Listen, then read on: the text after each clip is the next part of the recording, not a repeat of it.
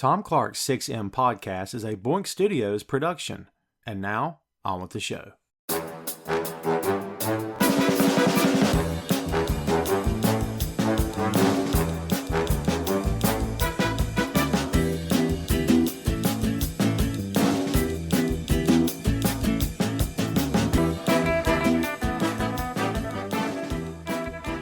Hey, what is up? Welcome to Tom Clark's 6M podcast.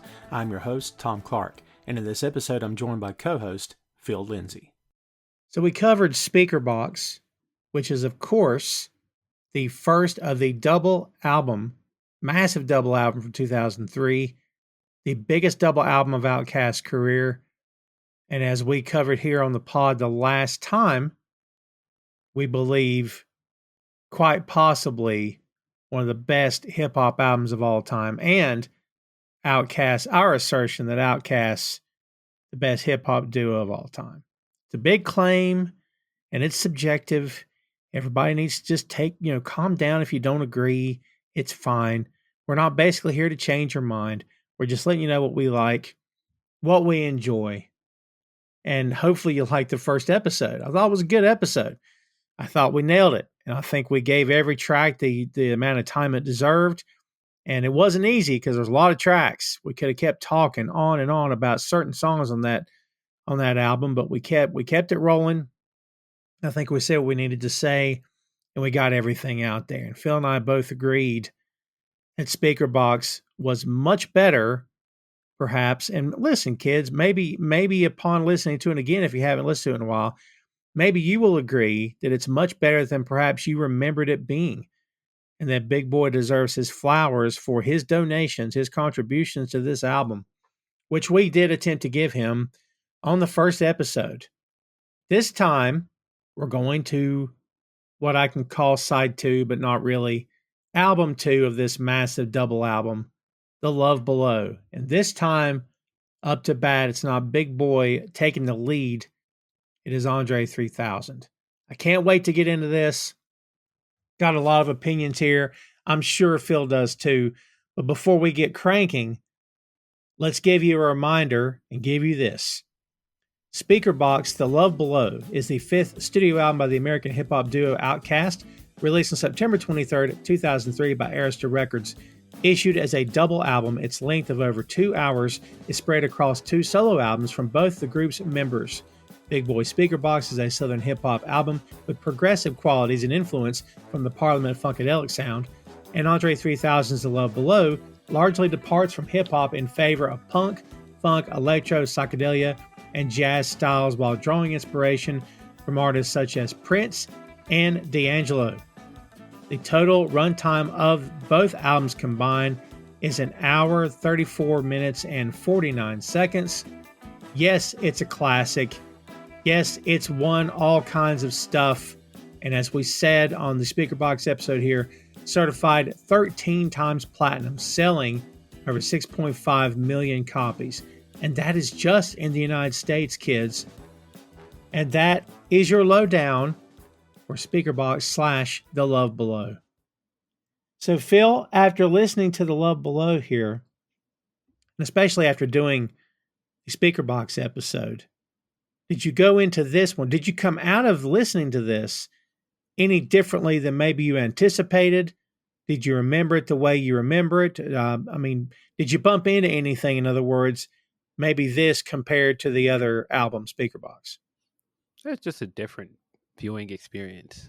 We talked about that a little bit when we talked about Speaker Box, but it's just a totally different listening experience. I feel like you got to have the right headspace to listen to this album. It is a very great album, but it's also very introspective. It's very heavy at times, and I can see if you're not in the mood for that, then it's not really for you. I feel like Speaker Box is a lot more easy listening. Good call. I've always considered him more avant-garde than I do Big Boi. Yeah. More experimental. Is that fair? Yeah, I think he is he's got more of something to say with his music on the lyric side. I think he's more interested in telling a story with his album. I think he's more interested in getting into like some more introspective stuff here. And that's not to say that Big Boy also didn't do that, but I would say that Andre has more of a focus on it. Yeah, that's fair. More of a jazz feel to side two. Yeah. And I don't know about you as we get into this. I do have a couple that, and look, I'll use the word skip, but I don't necessarily mean it negatively. I just think you're right. You have to kind of be in the right headspace. Whereas Speaker Box, you could put on any time of the day, no matter what mood you're in, and listen to the whole thing. But this one maybe is a little bit different. That's just his Andre's style, right? I mean, compared to any other rapper around him, he's just got his own flavor and he's got his own way of doing things, right? Yeah. I mean, the first half of this album is and I mean the first half being Speaker Box is a very straightforward rap record. Mm. Um, this is so off the wall. It's so many different styles and so many different things coming at you at once. I can see people feeling like, "What's going on here?" I mean, we don't get Andre rapping until well into like the fourth track. Yeah. Yeah, that's right, actually. He's more of like, I don't know if I can call it singing, but he's more like crooning, I guess maybe is the word for it. Yeah, I mean, from the very start of this thing, it's very, very different. Yeah, for sure. Experimental. I gotta be honest with you, the first time, and maybe this was the case for a lot of folks listening, the first time I'd ever heard of these guys was The Whole World.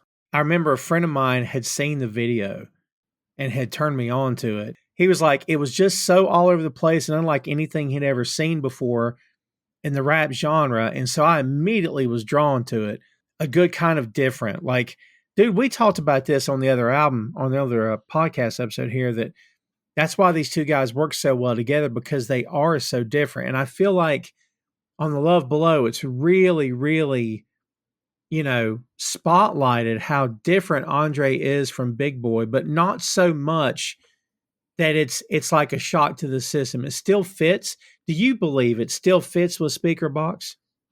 I think it does. I think it's different enough, but I think there are some of the same ideas on the album. There's some of the same like concepts throughout the album. Mm, It's just a different approach to it.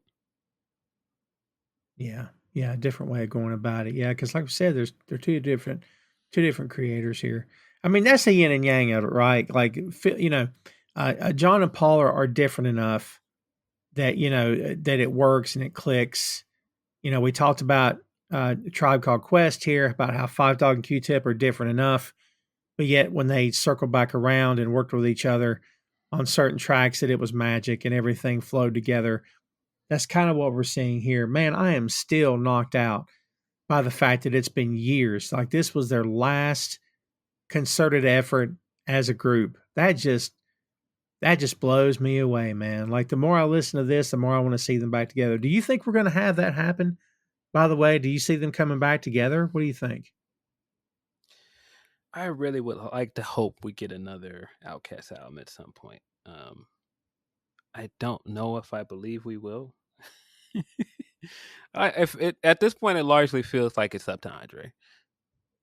Mm, interesting. Yeah. So you kind of view him as the one that wants to experiment a little bit more than Big Boy does, perhaps? Yeah, and I think we've seen over time that he's been the most reluctant to just put music out because we've Mm, gotten way more um Big Boy singles and solo music over the last 10 years or so.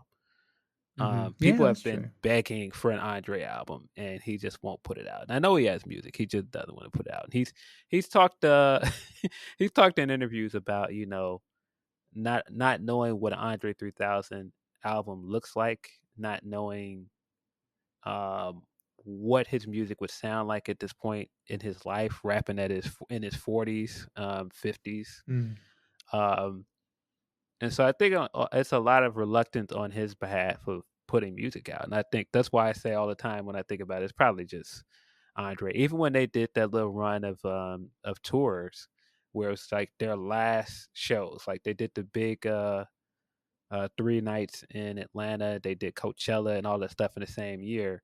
And Andre was the main one. Like, yeah, maybe this is it. I just don't get the same vibe performing. Like, it just like he notoriously complained about the Coachella crowd and how he didn't like it. Ooh. So yeah, I really feel like Andre would be. I mean, Big Boy would be down. Big Boy would be down to do some more music and tour, but I think it's Andre that's hindering it. And dude, I don't mean this from like a musical standpoint, but if I'm making the Paul and John comparison again, right? Like it kind of feels like Andre's more like John. Like even though Andre's very creative and whatnot, like Paul is, like John was over it. Phil, like those Hmm. interviews when they first came to the States, he was over it as they were becoming world famous. John was like, "Yeah, I can't see myself on stage at 40 years old singing 'She Loves You.'" He already had the foresight to say, "Yeah, I don't want to do this forever." It Yeah, kind of feels like what Andre's saying here too, man. it does feel similar because at right after Paul left the group, he immediately came out the gate with a solo album. Mm. He went immediately, started his own band in Wings, and he loves to perform. You could see that and Get Back. You could see that in on the rooftop when they perform it. He loves it, and he has not stopped performing since he left. Yeah, He's still performing to this day. yeah. Can't get enough. Have you ever seen Paul live? I have not seen it in person. No, I've seen tons of like concert footage and stuff, but no. Mm. Man, several years back, he was on tour or he's doing something, and he came to Charlotte, and I looked up tickets, and man, it was. I mean, I got to make my house payment, Phil. I'm just saying, like, Yeah, right? I mean, I don't know. It fits with everything we know if you are into zodiacs as well. Because I mean, famously, one of their album titles is Gemini, and that's the merger of Aquarius and a Gemini. Mm. And Gemini out of the group is Andre. Andre is very temperamental. He's very introspective. He's very moody in certain ways. So it fits. That makes sense, actually. Do you go out for that zodiac stuff? Do you put any credence behind it or no? I know a lot about it at this point. Like I know my sign. I know a lot of my uh personality quirks and stuff based on my sign, and a lot of them fit. Like if you go and read like what is a trademark Cancer, I fit a lot of the personality traits. Oh wow. So John, not a Gemini, born in October. So Based on so he's like a Scorpio. maybe.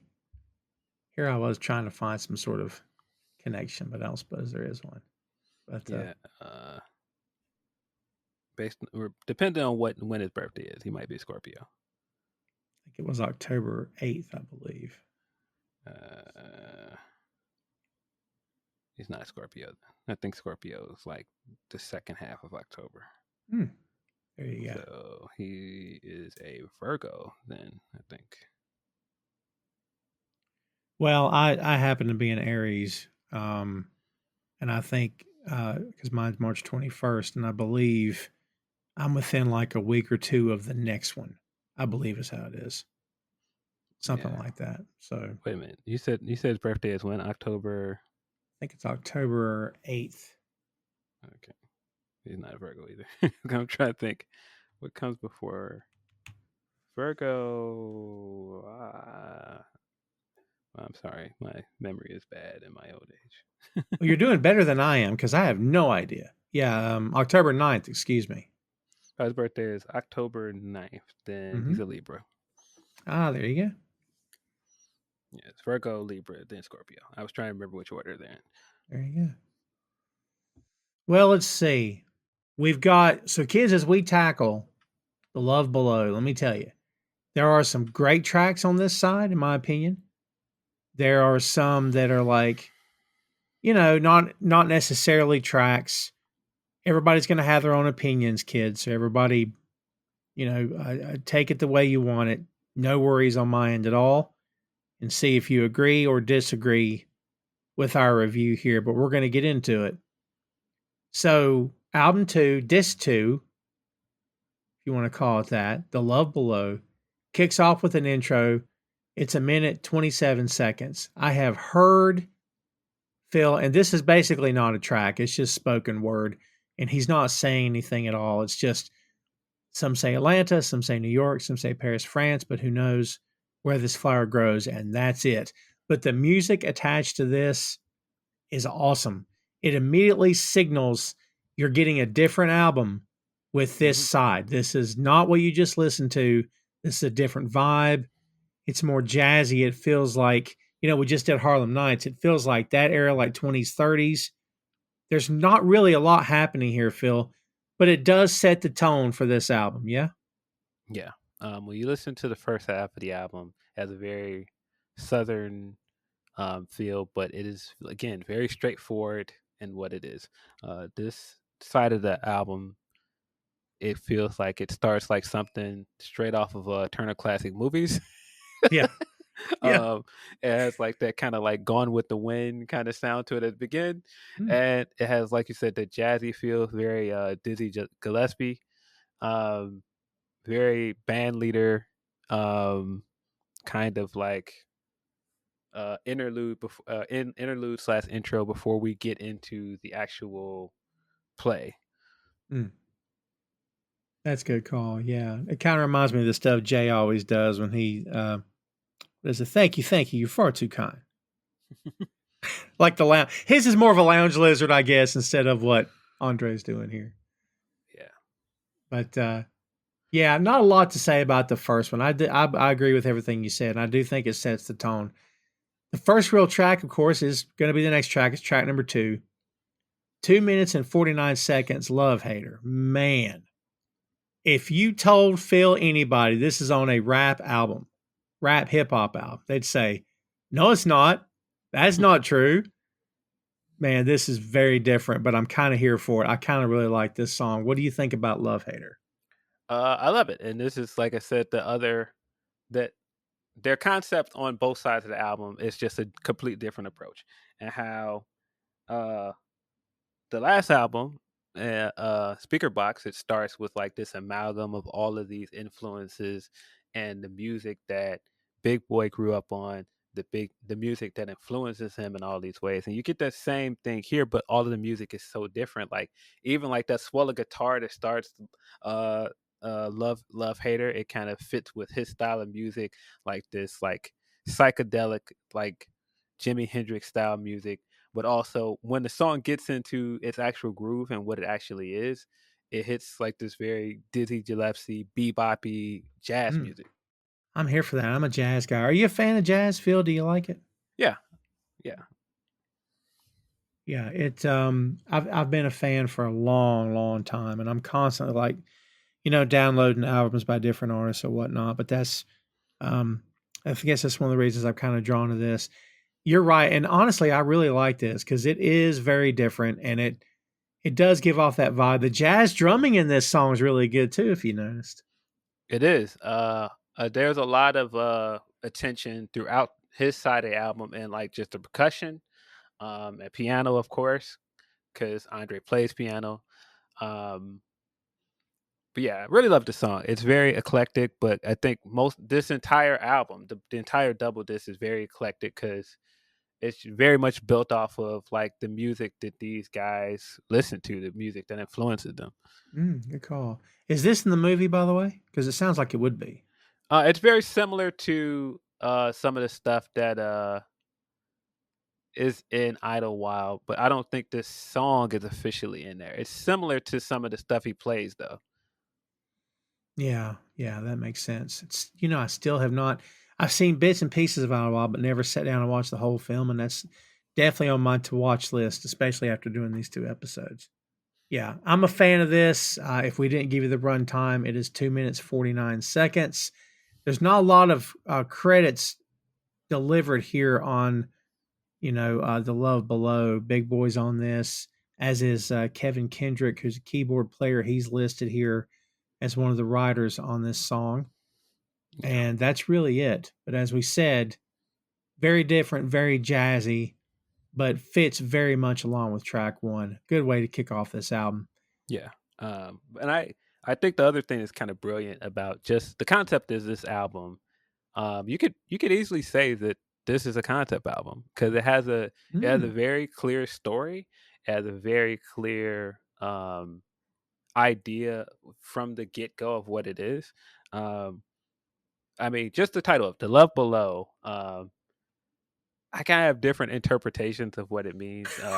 Uh, Yeah, because it can come off very sexual, but at the same sure. time, I think it means like it's like that feeling below, like this feeling we show everybody, and Mm. it does kind of how Andre explained it in an interview where he was like, it's that feeling we get below everything else, below like the machismo and the bravado men show everybody. It's like the inner softer side, which fits of what this album is.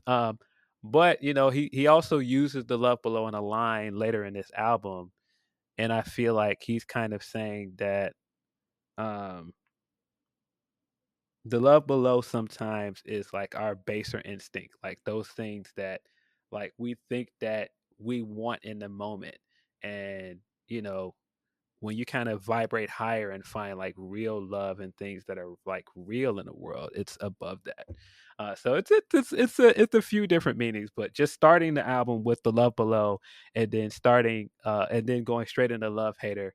I think the idea of the album straight away is Andre coming out of a relationship.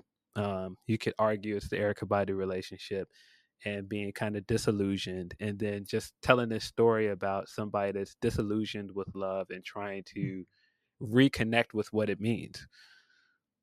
Yeah, in other words, the love below, because I read it two ways. I've always read it as, oh, it's tongue in cheek. We're gonna get a little dirty and have a little fun. That's fine. We're all adults here. But then the other part of it for me was the love that's just below the surface, like what you show people, but underneath of that is something maybe more important and bigger. Maybe that's kind of how I always read it. Yeah. Yeah, yeah, really good stuff. So track number three at 2 minutes and 20 seconds is an interlude, and this is God. This I find to me like a comparison to Prince is absolutely in this. And there's not a whole lot happening here, Phil. It's just him basically talking to God. What how does this hit you, in other words? How do you think it fits in the very beginning here? Is it placed good? I mean, is it how does this come off to you? What do you think about it? Um, I love it because there are a few interludes here where he just shows a lot of character and what we like about Andre as an entertainer, as a performer. And just what he's saying here is just so funny. Just the idea of him praying for a woman after going through this storm of a breakup and going, I know you got somebody for me, and who is it? And it doesn't have to have a big old booty and all this other stuff. Uh, it's so funny. And then he gets to the end, he's like, "Ah, man, sorry, lady." Yeah. Oh, she doesn't even have to have a big old A, just something well proportioned to her body. Nice little tail, man. So funny. So he shows so much charisma and so much character in it. Like, um, oftentimes when I do listen to the entire album, I don't skip some of the interludes because they're so funny to me. Mm. I don't really skip this. I don't skip it all the time, but if I want to tap my foot, if I'm in that kind of a mood where I just want to hear something really good, maybe I'll skip it, but it's not because I dislike it, put it that way. Like you said earlier, it just has to be kind of in the right mood at the right time to hear certain tracks here. I do. And you know what? This is not maybe fair to Big Boy at all, Phil. But in terms of their personas, if you came into a room and chose which one to talk to first, you kind of would maybe talk to Andre because he always looks like he's having the most fun. Is that fair? Do you know what I mean? Well, I mean, I think that he just has this inviting energy around him. He's Yeah. just a fascinating guy. I think straight away you think that this guy is like a great conversationalist and he's going to Mm. say something off the wall. Um, and I think that's what's fascinating. But again, like I said on the first half of this podcast, I think there's something about esoteric black men that feel way more inviting than somebody like Big Boi, who is what you see is what you get. And for some people, that can come off threatening. And Oh, yeah. I think I think Andre coming in with the big smile and like the quirky outfits and being overly eccentric, he's immediately disarming for people. Do you think this might be an odd question, so bear with me. Do you think any part of his presentation is deliberate so it is off-putting, or do you just think this is just the kind of guy he is? I don't think that it is. I think this is very much who he is. I think that he is a person that wants to have a lot of fun, but then he also will say something very introspective and deep at the same time. I think everything that he puts on is just a different side of him. Yeah. Yeah, God, he just always seems like and there's different musicians that sort of have that vibe. Like Elton John on stage, just like looks like the most fun guy, especially in the '70s when he was dressing up and whatnot. And Yeah. a lot of that was, of course, to mask some of the stuff he was going through personally. But uh, yeah, Freddie Mercury always looked like he was having fun, like Yeah. that. I don't know. Certain musicians, I guess, give off that vibe when others don't. Yeah, and I mean, I don't think it's just that side of it that he's esoteric and all these other things. I think that he just seems very worldly. He seems in some ways whimsical. Like he's just like, whatever. Life is life. When like we've heard all these stories of him just being found in like these random places, walking around playing flute, and somebody would like take a selfie with him. Like for a long time, there are a bunch of people taking pictures with him just randomly in New York. He's just like Mm. randomly spotted somewhere in New York playing flute. Like, what are you doing? It's so odd. It's so odd. But Do that we know if matches with he? Prince. Like we heard similar stories about Prince just being just spotted in random places. Just like he Yeah, just that's fair. decided, like he walked in on some band or something playing, and he decided, oh, I want to play with them. Give me a guitar. Yeah, man. If I'm on stage with Prince, I'm either gonna have the time of my life or be so scared I miss every note. So Yeah, there's a clip of him doing it to Q-Tip. Q-Tip is on stage performing Vibrant Thing, and out of nowhere Prince just walks on stage and starts playing guitar with him, and Q-Tip doesn't even know he's coming on. He just turns around and points to him like, "Hey." He just does it. He just plays his solo with him and then walks on stage like nothing happened. that's wonderful. Do we know if Andre played the flute growing up, or is that something he started later in life? I don't know. I don't know where this fascination with flute came from. Because that was the whole last album, wasn't it? Yes. Yeah. I checked it out and I got 2 tracks in. I'm like, I don't know if this is for me. I love this guy, but hoy, you know. It's very different. It's very similar to like kind of like Afro futuristic jazz. It's like Mm, if you've ever listened to like Sun Ra or some of that stuff, it's very similar to that. And it's again like this album where I don't think it's bad music. I think it's good, but I think you have to be in the mood to listen to it. that's fair. Yeah. Yeah, that's fair. So we go from the interlude, track number 3, to track number 4 at 5 minutes 23 seconds. This is Happy Valentine's Day, and I believe it is the second longest track on The Love Below. And Phil, it's the first banger we have on this album. I love this song. Once it gets in your head, Phil, that freaking beat will never leave you. As you know, you'll be humming it later. Uh, Great stuff to say here. What do you think about Happy Valentine's Day? I love it. It sounds very much like a cameo record sometimes when I hear it. Oh, yeah. Um, it just kind of has that same kind of vibe. Even the way he sings on it, it sounds like cameo to me. Um, and I love his verse at the end. Maybe it's because a lot of times when I hear this album, I'm like, oh, rap. But his verse at the end is great. It's Andre, one of the greatest rappers of all time. Uh, and yeah, I really like it. Very catchy. Um, it's very tongue in cheek and kind of silly. It continues the story of him praying and wanting to meet a woman after this breakup, and is this idea, man. When Cupid knocks at your door, you can't avoid him. Like so, when you're ready to meet a woman and you see a woman, it's gonna hit. Mm, yeah. Um, you won't believe in me, but you would fancy leprechauns, groundhogs. No, thank you, Easter Bunny. There's all this talk about Santa Claus, but see, love will rule supreme. Yeah, That's fun. I it's like fun. that. And I guess that's technically the character on the cover of his album is this Cupid character with the Yeah, gun. I guess so. I don't know if I ever put that together, but that makes a lot of sense actually. Yeah, Because he's got the sash as we'd expect Cupid to have, that sash around his chest. yeah. He's got like the whatever rose colored gun, and it has like the little smoking heart coming out of it. Yeah. Cupid Valentino. Yeah, that's good. Also on this track are Joy and Screechy Peach. There you go. Yeah, this is a good song, man. I really like this song a lot. Again, I think that's something else. This, not just Andre, but this act together are really, really good at doing is just creating tunes that just kind of stay with you, man. Yeah. Really good stuff. So let's see, the electric guitar riff and syncopated rhythm on this song sounds similar to Alphabet Street, which it absolutely does.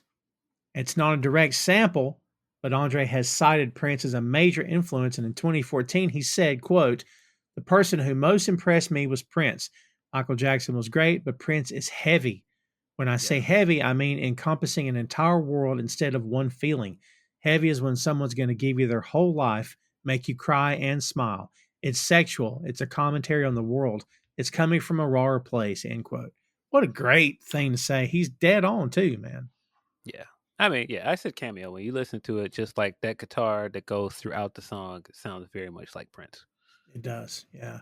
But listen, your comparison to Cameo, I don't know if I ever picked up on that, but no, it absolutely does. I think there's a lot of things happening here at one time, and they all work together. I really like this song, dude. Really, really good stuff. So track number 5 is a little bit different, and this is one of those, Phil, that maybe is left open to interpretation. Maybe there's only one interpretation, and we'll let the kids out there decide how they feel. 3 minutes, 51 seconds. This song is called Spread. So again, talk about a guy having fun and a guy who's maybe, leaving it up to you what you decide how you feel about this. What do you think about this track? I love Spread. It's one of my favorites off of Love Below. Mm, Um, it's got great verses from Andre on it. I love the production on it. mm. Um, it's something about just that drum that they use on it that's just so immediately catchy. Um, I mean, continuing the story of him going out and meeting a woman. Yeah. um and like he immediately takes the woman home, and like we even get like the playing out of taking the woman home with like the car zooming and them getting to the house and running in. You get like this comical noise of him unzipping his pants, and then he's just like, "Ew." Yeah. Let's rehearse making a baby. Put in your order. I want a baby daughter.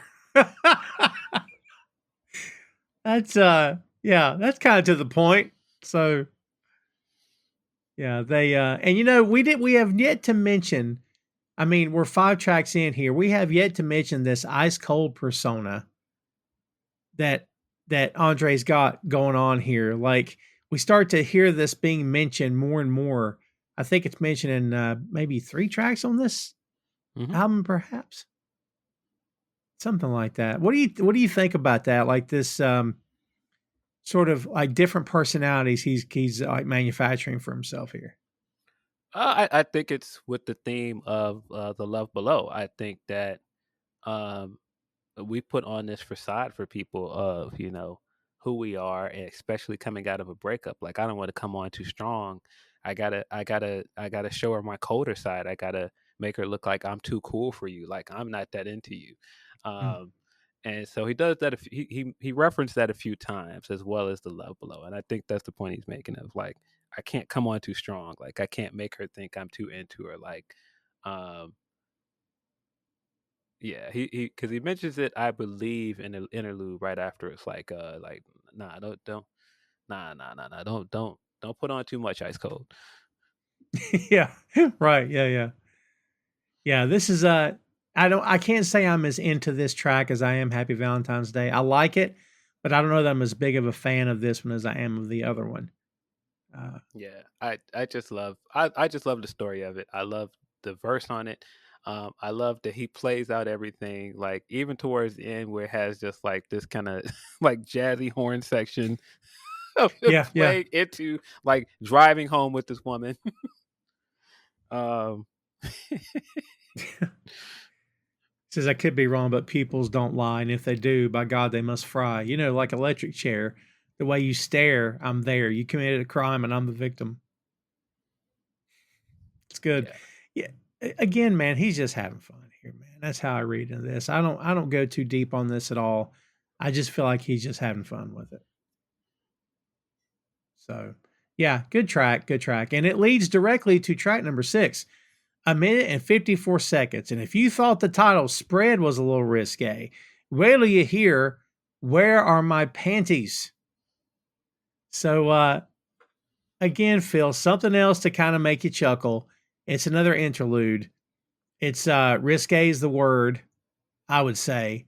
And it describes the morning after the one night stand that we just mentioned called Spread.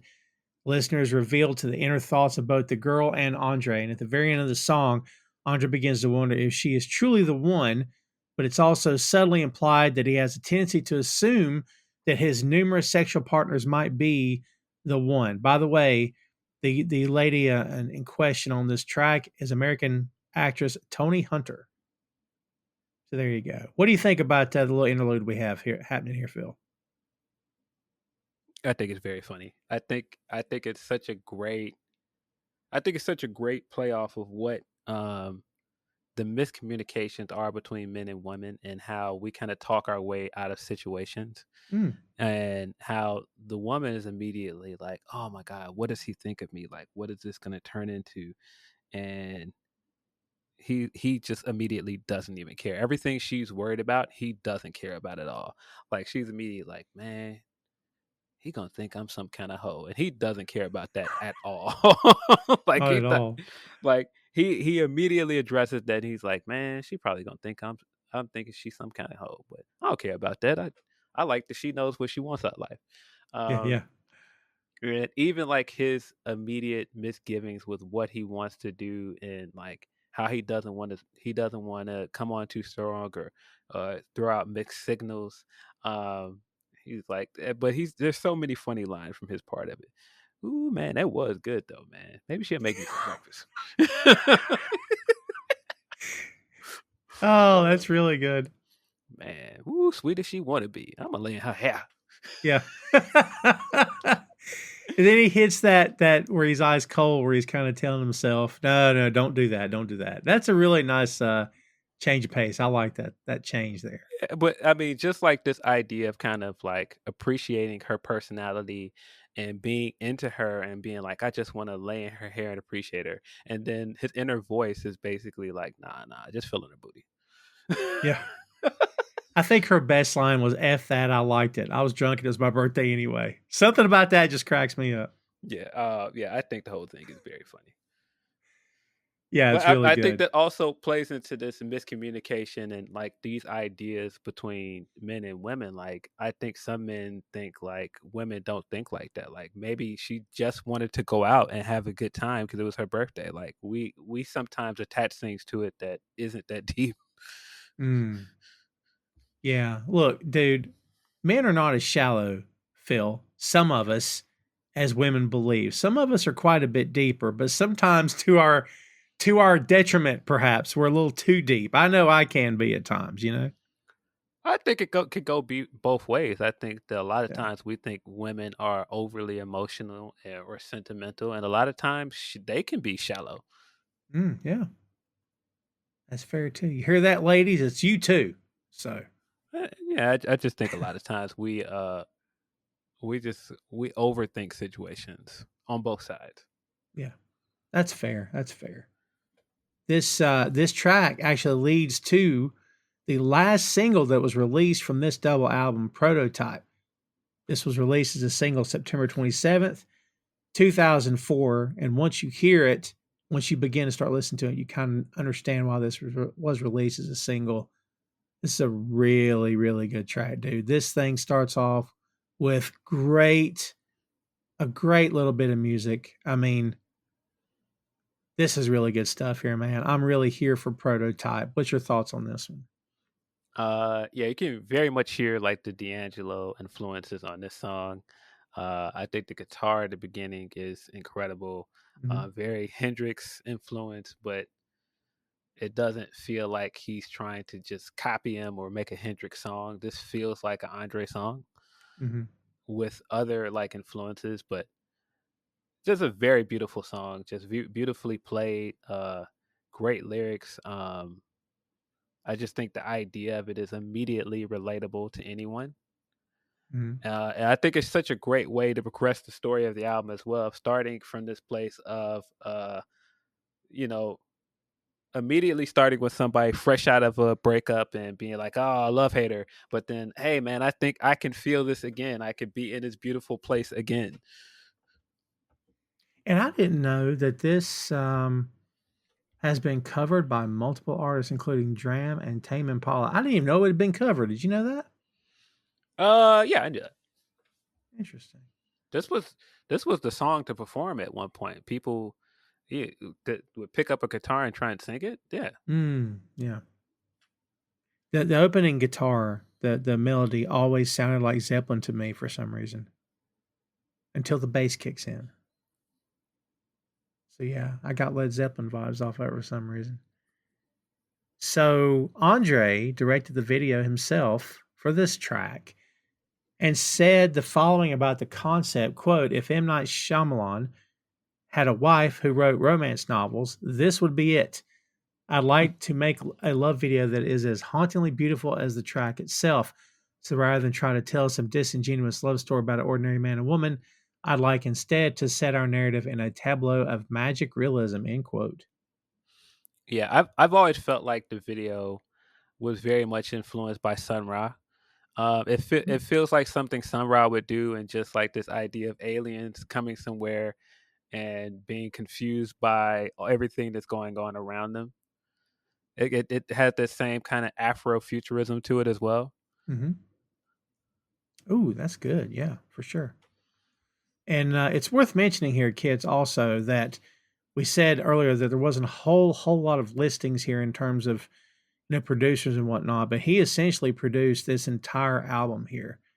Um, let's see, I think he's almost on every track of producing for this album. It's close, it's close. He does have some help. Um, but I think he is the sole producer. Now, in terms of writing, he's got some help. Excuse me. In terms of writing, he's got some help, but I think he produced every track on this album. Yeah, yeah. Uh, So you can see it for sure. but yeah, what a great song. Mhm. Like I said, the opening guitar, the solo is very simple, but it's very good. It is. And here's something you may not know because I didn't know it. On a podcast with Rick Rubin in 2019, he says he wrote it in mind for Janet Jackson to sing. And he says, I wanted to just submit it for her to sing the song. Once I laid down a demo, I realized it feels better. It feels realer if I did it. Dude, I can totally hear Janet Jackson singing this song. Yeah, I think that was the right call for him to sing it as well. Hmm. I think that would have been one of those good moments of having Janet on the album. It would have been a cool cameo, but I think it works better with him on it. Yeah, it's good. I think that would have been interesting, though. I would like to have heard that. But yeah, it's. Yeah, it Um, fits the story of the album as well too. That he's singing it. oh, that's fair. Yeah. The chorus is I Think I'm in Love Again, of course. Um, Yeah, which but would I happen. also Yeah. this is what's so cool about this album is it's not just that I think he's telling this love story throughout the album of this idea of how his life is going because I think the speaker box side is very much where Big Boi is in his career. It is where he is as a family man and all these other things. Hmm. But I think this side of the album speaks to who Andre is, not just as a performer, but where he is in his life with love and just like his relearning, the concept of love and like trying to get rid of like some of his bad habits around it as well. But I also think there is this underlying theme of him creating this album and falling in love with making music again. Oh, nice. So like a little parallel happening.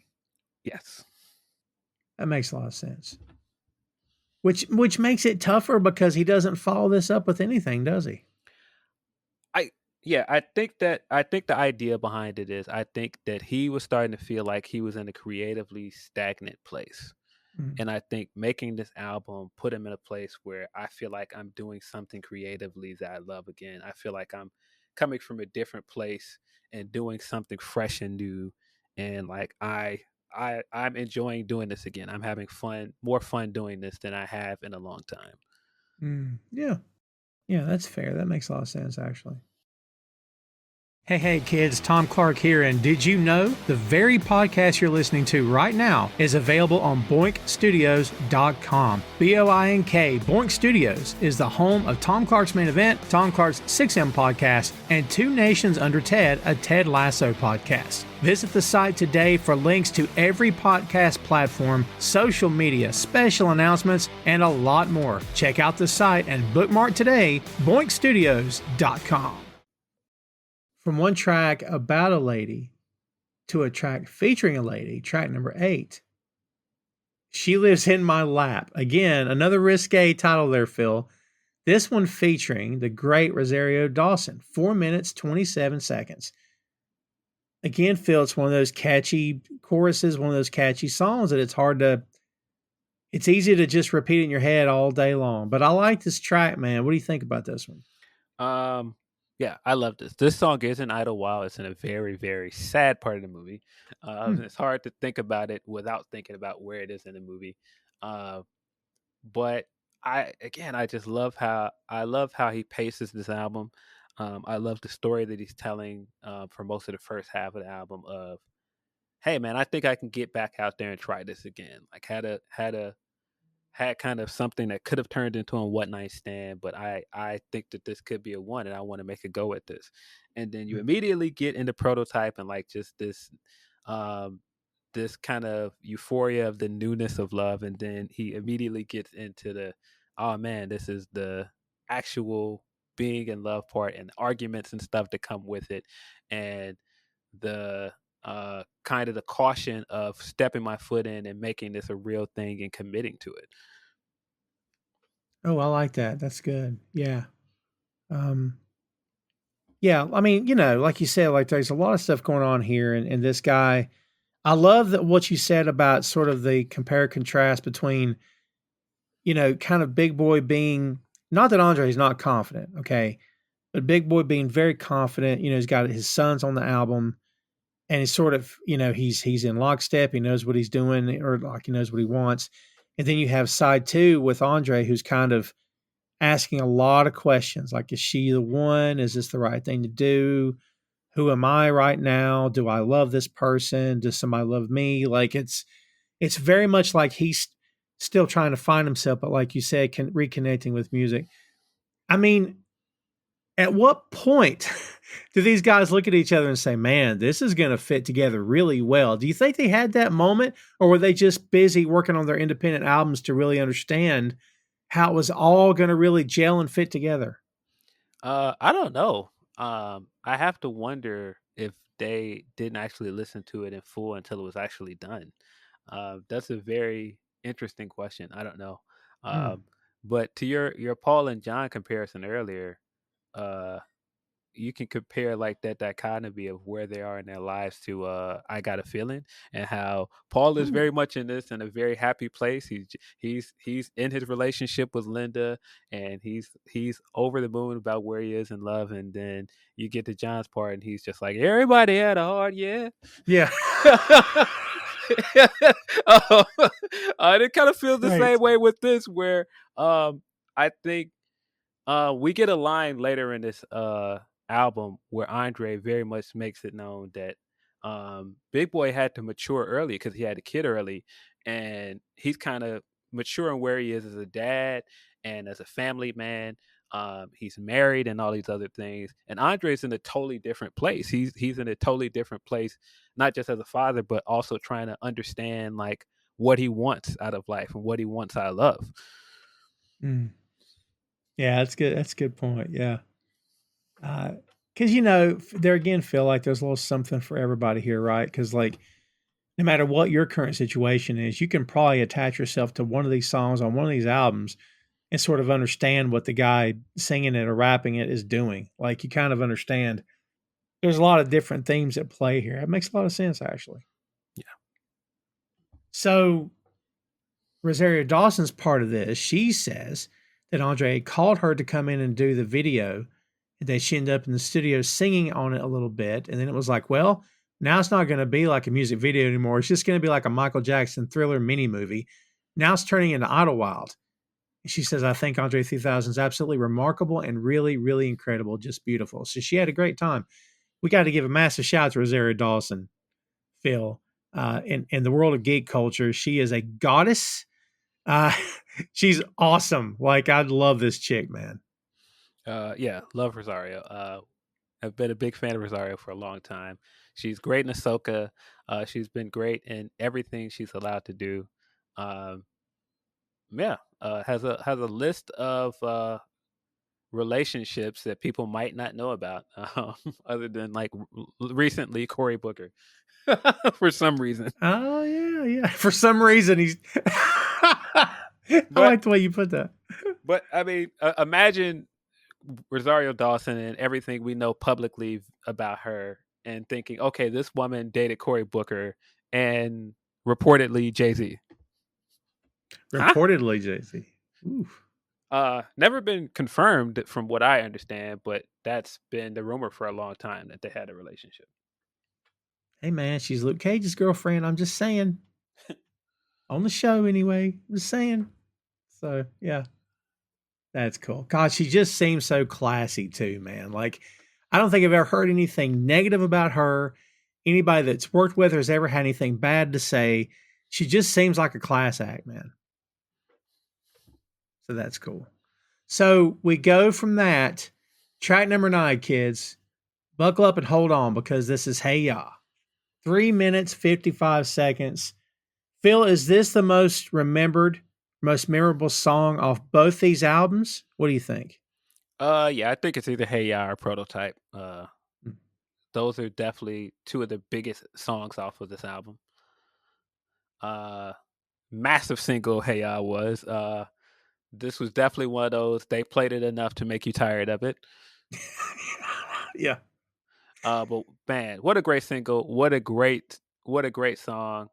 But again, what a great song about just the idea of how fun it is to be in love, but actually the execution of staying with somebody and being in a relationship is very hard. And I mean, covering a topic like that and making the song so like upbeat and happy as well is a choice, but it works. Yes. Great song. Great video, too, man. So you mentioned a little bit about what you thought of the video from last episode. What do you think about it? Um, yeah, I am really curious if he got this idea from Coming Up, because it very much looks like Paul McCartney's Coming Up. It does. It does. Yeah, he so all right. So here's the thing.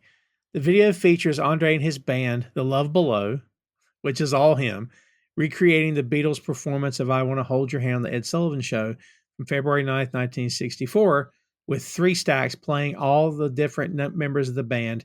He had to perform the song 23 times so the video could be shot from multiple angles. But I'm with you. I see more of a coming up connection here than I do that appearance on Sullivan, man. Yeah, I definitely see that concept that he's talking about, because they do a lot of the similarities to that performing on Sullivan Show, but it does remind me a lot of Coming Up. Yeah.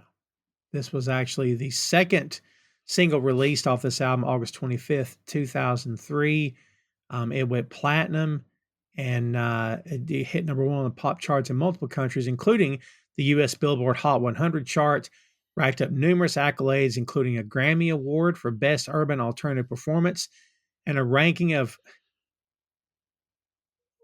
a Grammy Award for Best Urban Alternative Performance.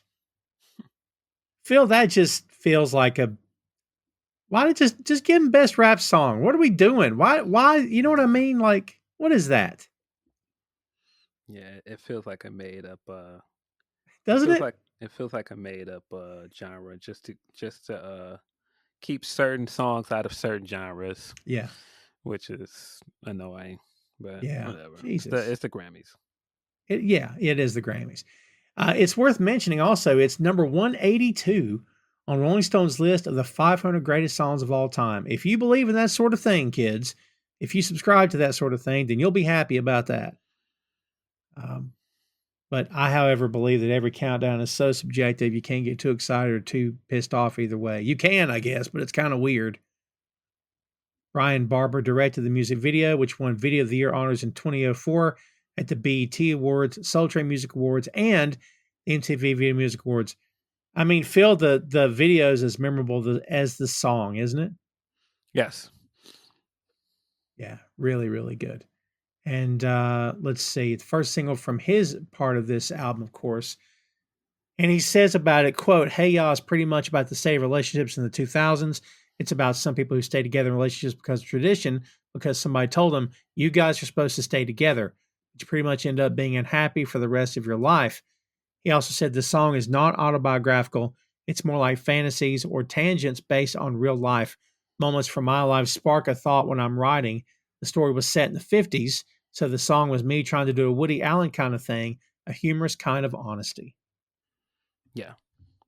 Yeah. It definitely feels that way of him just kind of like giving like the kind of the comedian on stage with like the trademark shine feel. And what's the deal with relationships, right? Yeah. That's good. That's good, yeah. He supposedly told Aretha Franklin that Say a Little Prayer had a lot to do with this song. They've got similar time signatures. And he said, listen to that song, the way the loop comes back around, it's kind of how he devised Hey Ya. And he I had to can tell hear her, that. yeah, I can now too, but I never would have put that together before. Me neither. Wow, that's good. He said he had to tell her that she's a big part of that song. Oh, that's wonderful. He said, so we hardly ever hear from engineers here. Engineer Pete Novak said the following about the recording process. He would record 30 or 40 takes of each line. They recorded a lot of vocals and lived with them and trashed them. There were so many different versions of that song. If I had the files, I could let you hear 20 different versions of it. There were lots of ideas that were interesting, but I'm happy with the way it turned out. There you go. That's Andre, you know, throwing himself at this. And man, you can tell this.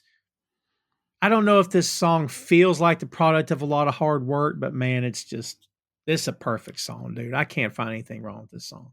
This definitely feels like you can tell when something is workshopped a lot and it then ends up being worked into the single. Mm. And you could tell all of the work that the label and everything started to put behind it as a single later on. I thought the rollout for this was great. I thought the idea of not just putting this album out the way they did, but then putting out both videos the same time, if I remember correctly. Mm-hmm. And so having Way You Move already out there, the video, and having Hey I out there, the video at the same time, and they're so different, was such an interesting choice, but it worked really well for them. Yep, they were both released on the same day. Yes, that's what There I you thought. go. That's good stuff. Yeah. I mean, two things that really jump out at me from this are always going to be what's cooler than being cool, ice cold, which of course is that reference that we talked about earlier. And then shake it like a Polaroid picture. The girls in this video, Phil, can we just give them a shout out and say how much fun they were to watch during this thing? Yeah, what a It's great awesome. video. Yeah. Really good. Is this the best track on both albums combined, or is that, I don't know. Would that have to be just sort of based on the subject matter? I don't know. How would you rank that, in other words? I don't think it is. I think in terms of success and popularity, a lot of people would put it up there, but I don't think it's. To me, I don't think it's the best song on the album. I think Prototype is probably the best song on the album. Ah, there you go. I really like this. This has. You think this has the most, you know, crossover mainstream appeal of anything on this album? Yeah, I can see that. But yeah, what it's just such a great song. I just think just the lyrics on it are great. But just also, again, just this idea of like, all right, man, this sounds good in theory, trying to make this relationship work, but uh, maybe it just was fun to just be with you, and maybe it's just more fun than what it actually is. Yeah. Of course, he's got the lines of "Don't want to meet your daddy, Yeah. just want you in my caddy, Yeah. Oh, that's good. Yeah. Don't want to meet your mama. Yeah. just want to Yeah. make you a comma." Yeah. That's fun. Yeah, it's good. I gotta be honest with you. I don't know which one I like more, this track or track number 10 at 6 minutes and 9 seconds. It is the also one of the longest tracks on this album, Roses. Dude, oh, this guy found a way to follow up Hey Ya. Freaking Roses, man. Love this track. I think it goes neck and neck with Hey Ya. Man, you think it like stands toe to toe with it? Do you think it overtakes it? Because man, it's a great song. I think Roses is better than Hey Ya. I think Roses is an actual Outkast record. It's the only song on this entire album with both of them on the album. I mean, both of them doing what they usually do on the song. It feels like a traditional Outkast record. Mm. Um, it's very much an Andre song from his side of the album, but again, just getting that cameo from Big Boy, getting his verse on here, which is excellent. Uh, but it's just such a great song. The video is also amazing. We also get in the video the concept of the of Love Below going up against Speaker Box, literally. Yeah. Um, I personally think not only is this song better, but I think the video is better as well. Oh, it's really good. I can't. I have no criticism of this at all. Nothing. Zero. It's so good. Yeah, what a great song. But man, just the way this starts with the piano, Caroline. Yeah. Unapologetically belting it out. Yeah, Yeah. it's so great. Yeah. And the way they cleaned it up for mainstream radio was brilliant by just replacing the S word with sh. Perfect. Like instead of just bleeping it out or some nonsense, like it still fits, man. Everyone knows what they were talking about. Yeah. But yeah, and he comes with so much personality all over this. Yeah. Uh, when he when he gets into the part where he's like, "I hope she's speeding on the way to her club and just tries to figure out her makeup," it's crash, crash, crash into a ditch. Just playing. Yeah. Oh, that's great. She needs a golden calculator to divide. Oh, what a great line. Yeah, great line. Yeah, I mean, we don't. This song is pretty self-explanatory. It's just like meeting a woman and then immediately she wants to get into, well, how much money do you make? Or, well, how much are you going to support me in? Yeah.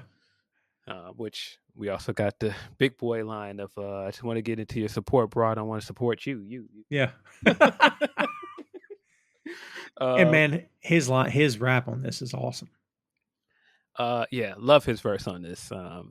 So good. But yeah, great concept for a song. I think it's great the way that they play off it in the video.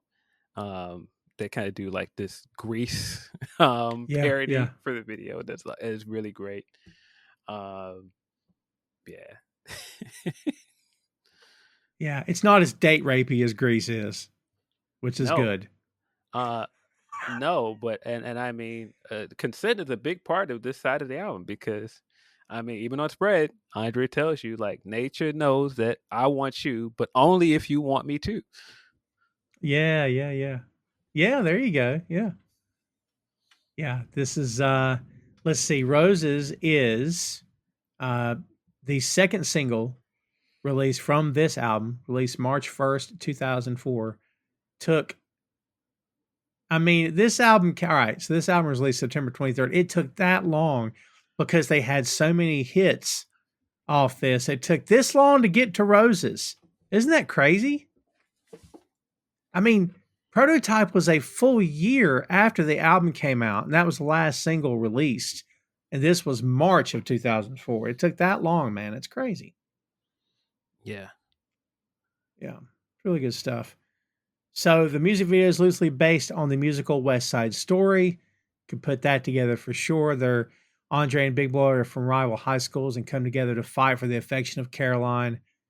The song peaked at number 9 on the Billboard Hot 100, which is shocking to me, and number 1 on the Hot Rap Tracks charts. My goodness, the different names they have for this crap, man.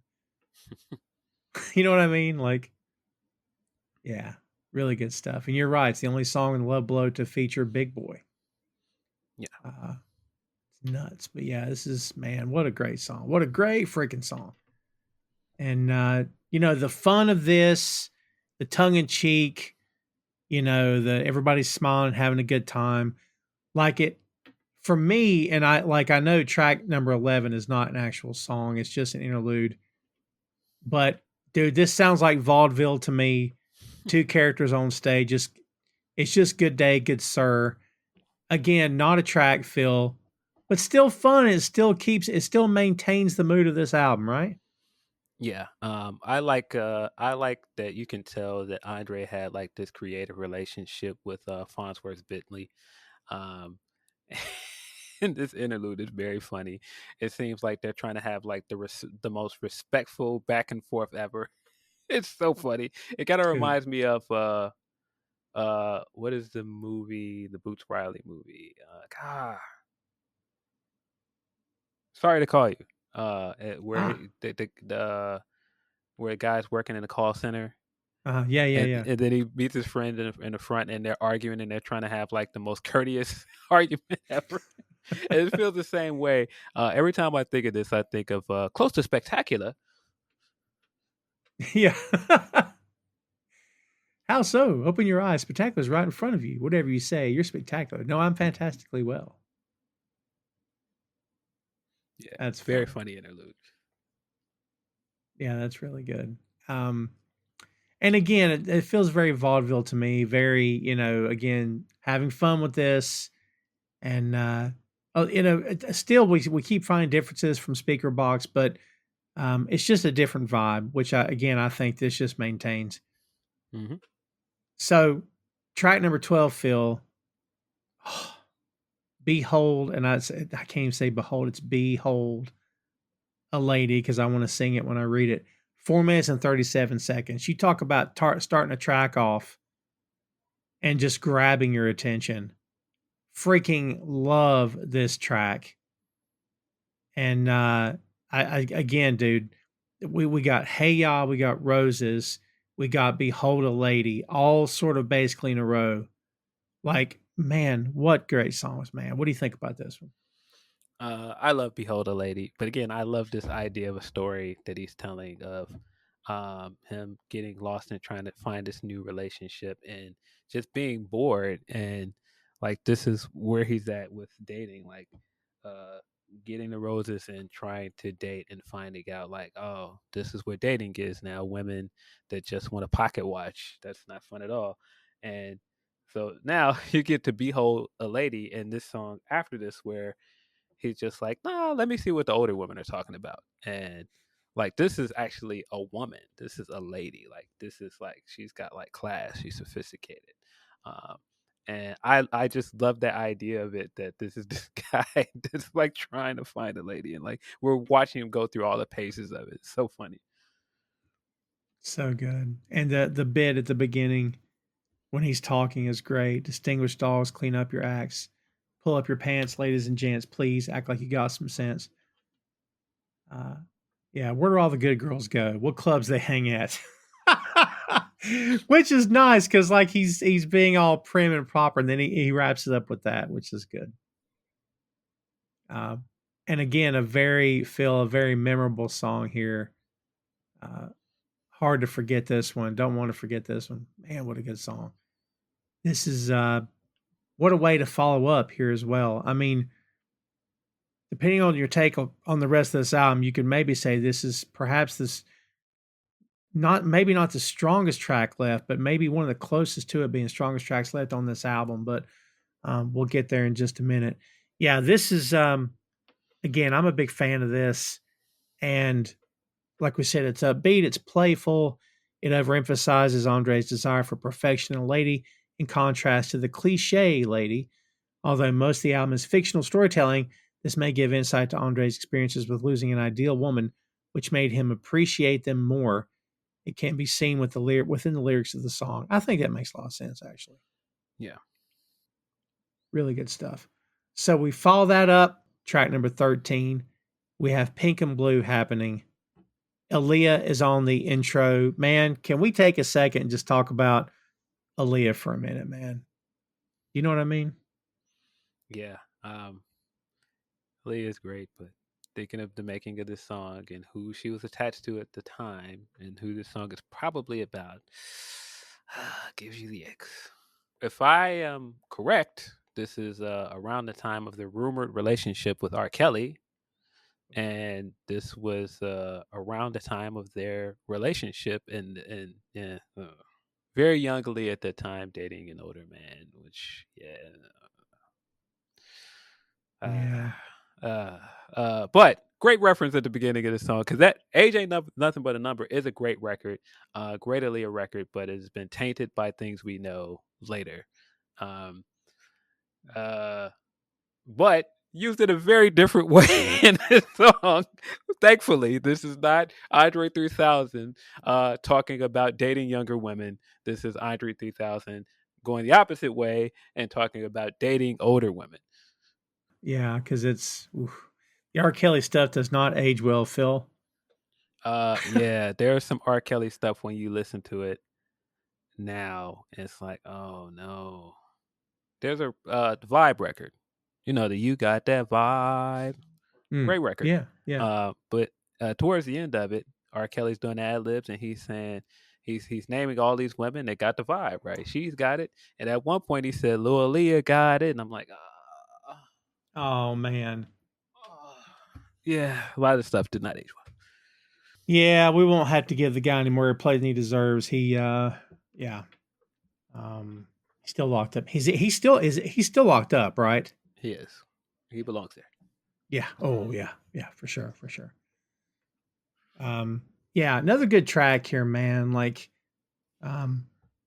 weird stuff aside.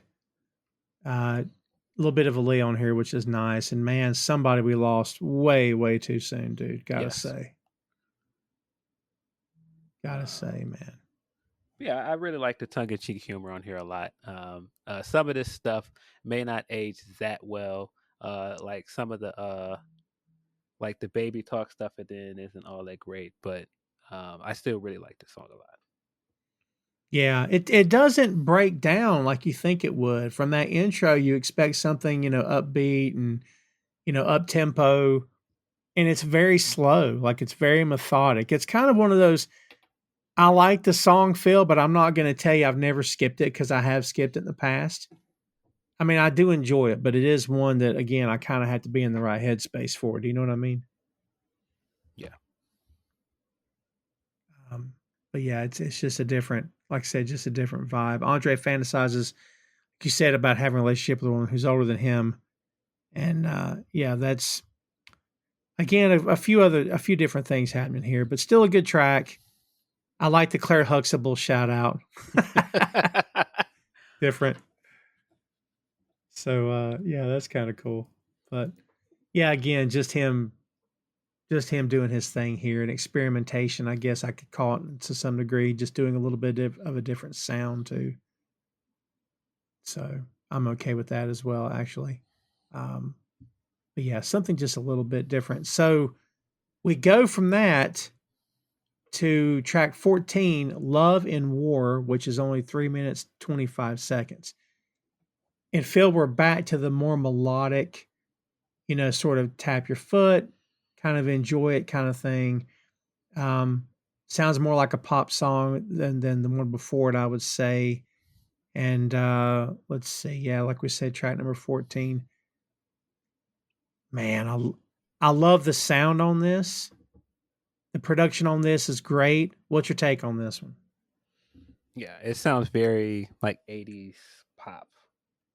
Mm. Like when I listen to it, like it almost sounds like with Aha record, Take on Me, and Yeah, sometimes yeah, I hear it yeah. has like the same kind of vibe to it.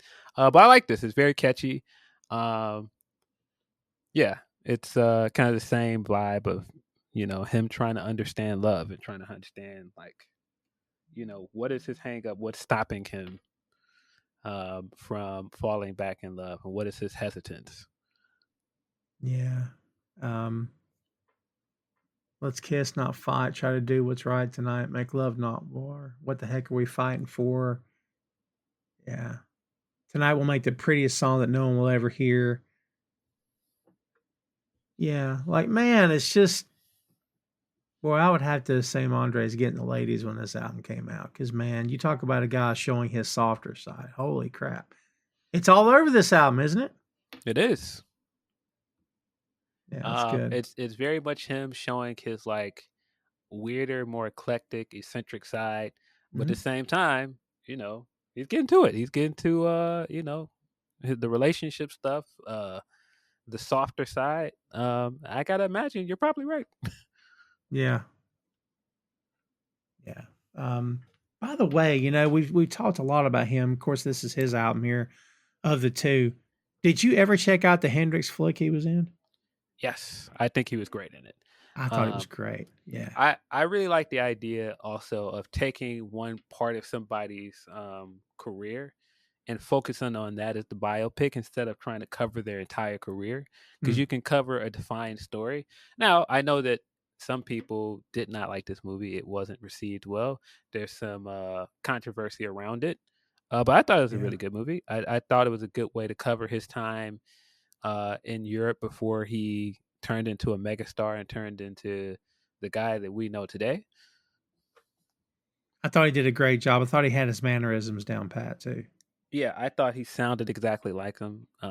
He had his mannerisms, just his tone of voice and everything. I thought he was perfect. Um, Yeah, it's like James Brown movie. Like I didn't Chadwick Boseman, the late great Chadwick Boseman. I didn't care for the James Brown movie. I did not think it was good. He was fantastic. Like, he was great in it. you could pull out his performance and say, "Oh, the rest of this movie kind of sucks," but man, he's awesome. He was so great. The scene where he's trying to he's showing everybody what to play one at a time. Hmm. Uh so perfect, man. He's like he comes in, he's like beatboxing, he's like, all right, horns, and plays this part. So good. So good, yeah, yeah. But I did like that Hendrix.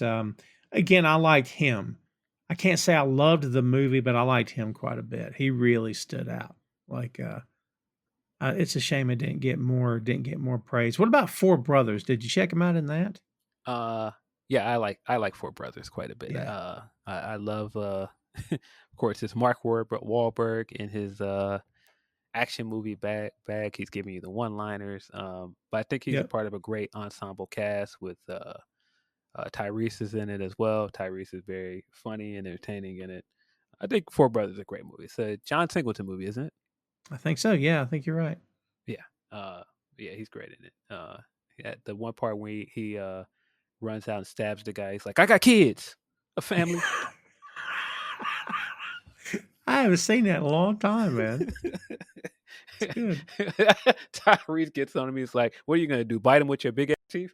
Yeah. Oh, that's fun. I might have to check that out now. It's been a long time since I've seen it. I want to get to because again, I didn't want to like glaze over Love and War. I do like that track. But I gotta tell you, I actually prefer track number 15, She's Alive, 4 minutes and 6 seconds. Man, you talk about a song with a real jazzy feel to it. It's got the brushes on the drums. I mean, I am here for this track, man. What do you think about this one? I love it. I think it's a great ode to his mother. Mm. Um, I like even like the audio of her talking throughout is really good.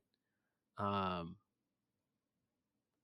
it's great. It's just great. I think the older I get, the more and more I appreciate certain things off of this album because the more and more I understand it. Mm. Um, and I think the point he's trying to make with this is that his mom is like this ideal of a woman and that he is ascribing to for somebody he wants to be with. And that might be something that you don't immediately think about as a boy. You don't think about that immediately, like, because you think of her as your mother, right? Mm. But I think the older you get and the more you understand, like, how much this woman sacrificed and how much she um, unconditionally loves you more than anybody else. It's just kind of trying to find that in another woman, and it's nigh impossible. Yeah, it's not probably not going to happen. If you find it, good luck to you. And has he flat out said that's what this song is? Because I've read reviews here and there that describe the lyrics as being cryptic, and they're piecing together that it's about his mom. Has he ever been like not straight to the point and explaining what this song is about? Um, I don't think he has ever came out flat out and said that that's what this song is about. But I mean, if you I think if you listen to it literally, it seems pretty much like it's about his mother. I think you could also take it in story of him dating an older woman and dating an older woman that is a mother and seeing just how much appreciating her as a mother and appreciating what she does for her child and appreciating her on that level, not just, in a sexual way, but appreciating like everything she does and she's still here and she's still strong. Hmm. Yeah, good call. Good call. Yeah, this is a lot of people, like we just said, attributed what this song is like basically to his mom. She raised him as a single parent after Andre's dad left the family. And the evidence for this is found when Andre references a woman giving birth to a baby in 1975, the year he was born. So that, without saying it, Philip basically does say it. Yeah. Yeah. I like this song quite a bit, man. Really, really good vibe to it. It's one of those that just, you know, kind of stays with you. I'm I'm chuckling a little bit because again, we get like this very sweet and heartfelt tune. And then with track number 16, we're right back to the fun.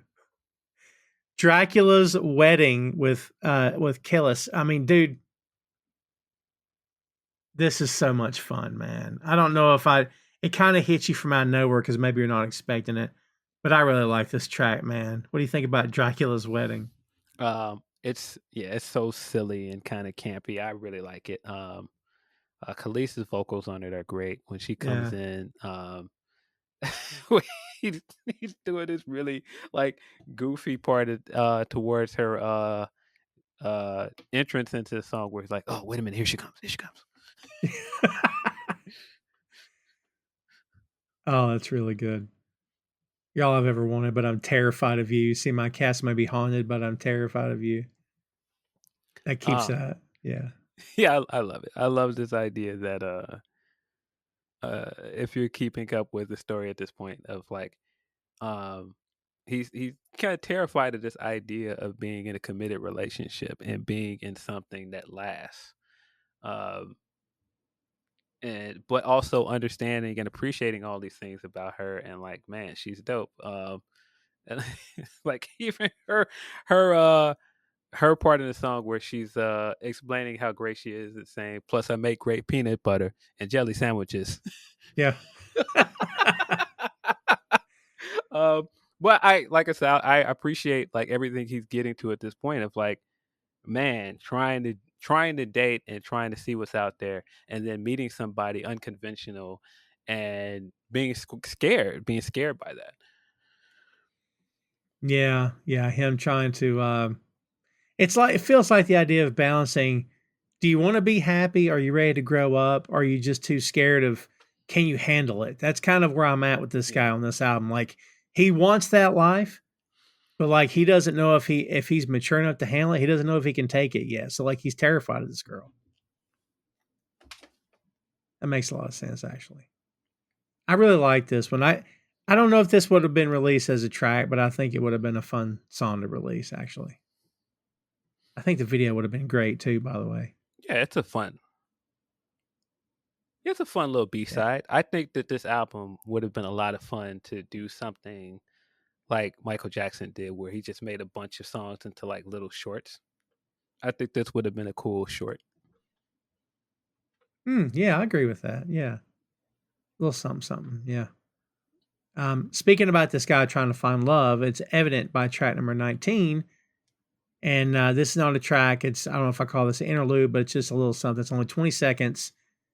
This is the letter, and there's not much happening here, but it's this idea of that he still has not found love.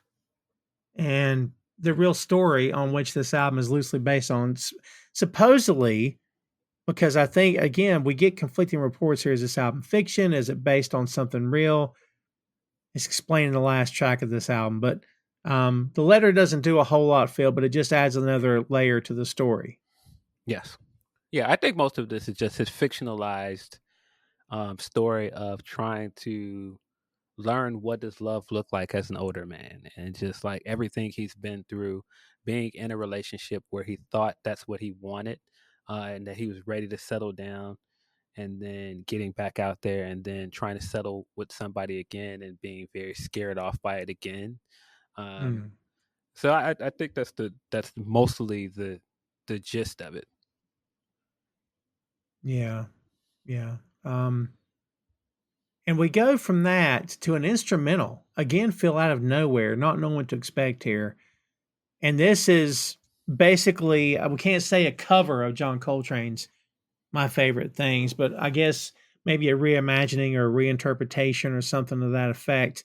But that's really all this is. But man, this just sounds like experimental avant garde jazz kind of all over the place. What do you think about this? I love it. I think it's a great song for him to pick because he does play piano, and Mm, it has that same kind of vibe that we know from Outkast production. Um, I really like it. Every time I hear it, it just takes me back to that time when I first discovered this album. This is my mom's favorite song on the album. oh, She loved this song. Um, but yeah, it just fits what he's doing on the side of the album with the jazz influences, but also meshing it with his style of music. yeah. And it's for anybody out there that enjoys Christmas, you know the song My Favorite Things. So, but this is again based on loosely based on Coltrane's composition. So, um, man, what? Yeah, again, this guy applaud this guy for taking chances on his album and for doing different things and really having the freedom to do it. I mean, Phil, we also have to mention that by this point in their career, they had freedom, I would assume, from the record company everybody around them to kind of do what they wanted. Even though we mentioned in the last episode here that it was kind of a taking a risk to do a double album like this, but man, it just feels like Andre had all the freedom in the world and enjoyed doing what he was doing here, man. Yeah, yeah. It seemed like he had a lot of fun making this album. Yeah, I agree. So we get back on track with another song, like actual lyrics. It's a short one, 2 minutes and 38 seconds. Take Off Your Cool with Nora Jones is track number 19. And at Nora Jones at this time, was this around the time, Phil, that she had came out and was really getting big? I believe the timing's about right, isn't it? Yes, this was the time of the Nora Jones craze, the coffee shop music. Yeah. Um, this was very Yeah. much that phase of the acoustic guitar guy in Starbucks or Potbelly's playing music. Um, I this don't was hate this. I'm not in love with it, but I don't hate it. it. I like it, but Yeah. because I remember that time period so vividly, it feels dated because I just remember when that was that era. Like I said, of the coffee shop music, the alternative like folk music like this. Mm. Um, And like I said, I really like this song though. I think it's a great song. I think Nora is great on it. It's also in Idlewild, and it's great. Hmm. The use of it in Idlewild is great. Um, but yeah, I could see somebody, if you weren't a fan of that kind of music then in the early 2000s, I can see you not liking the song.